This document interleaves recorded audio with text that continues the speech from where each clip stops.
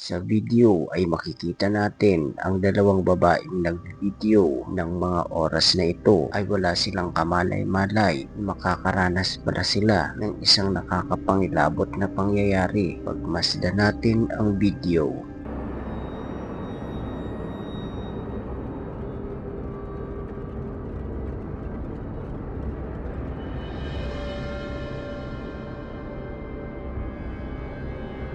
Sa video ay mapapansin natin ang pagsilip ng isang nakakapangilabot na nilalang sa isang pinto at agad naman nila itong napansin kaya't sinilip nila ito. Ngunit nang makita nilang walang tao sa loob ng kwarto ay agad silang kumaripas ng takbo dahil sa takot. Ayon sa dalawang babae ay silang dalawa lamang tao sa loob ng kanilang bahay dahil ng mga oras na ito ay nasa trabaho ang kanilang mga magulang. Ang tanong, sino at ano kaya ang nakita nila sa loob ng kwarto na nahagip sa kanilang kamera?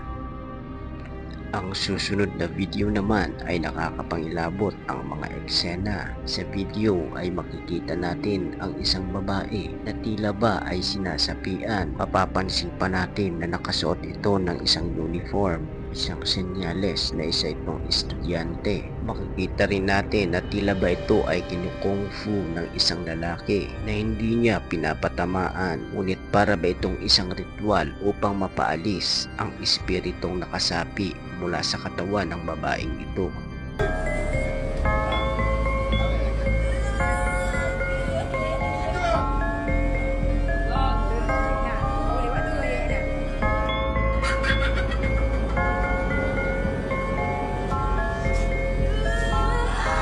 Sa video ay makikita natin ang nakakapangilabot na postura nito na tila ba dumidikit ang katawan nito sa pader. Para bang isa itong nilalang na makikita natin sa horror movie na Sadako. Ngunit ano sa tingin mo kaibigan? Totoo kaya itong sinasapian? Ikaw na ang bahalang humusga. Isang lalaki naman ang nakaranas ng isang nakakapangilabot na pangyayari sa kwarto niya mismo. Ng mga oras na ito ay kakatapos niya pa lamang kumain ng dinner at agad na siyang pumasok sa kanyang kwarto upang magpahinga. Ngunit makalipas lamang ang ilang sandali ay bigla na lamang siyang nakarinig ng mga misteryosong katok kahit na siya lamang ang isa sa loob ng kanyang kwarto.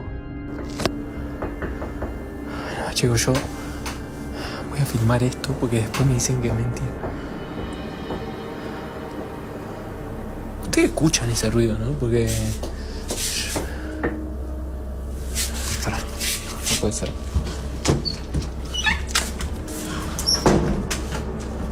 Sa video ay mapapansin natin ang pitong mga katok kaya't ng mga oras na ito ay hinanap niya kung saan ba ito nagmumula. Ngunit sa kanyang paglalakad ay makakakita pala siya ng isang misteryosong nilalang.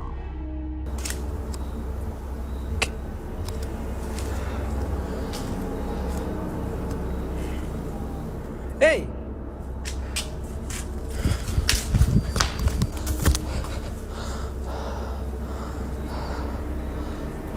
¿Qué carajo?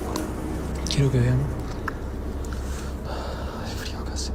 Sa video ay mapapansin natin ang itim na nilalang na tila ba ito ay sumisilip sa isang pader. Sinubukan niya pa itong tawagin, ngunit ito ay bigla na lamang naglaho na parang bula. Ngunit sinubukan niyang sundan ang direksyon na pinuntahan ng nilalang, ngunit laking gulat niya ang kanyang nasaksihan.